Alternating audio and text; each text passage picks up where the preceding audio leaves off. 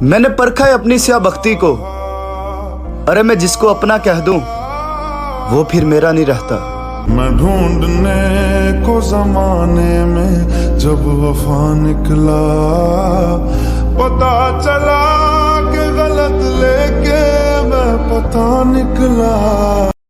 जो ताल्लुक थे गहरे वही अंदर तक तोड़ गए। जिन पर मान था सबसे ज्यादा वही लोग छोड़ के। तू एक बारी सोचदा ते सही, असी की कुछ सोची बैठे सी तेरे ਲਈ। बेपरवाह लेखियां लाइयां ताइयों हारियां ने।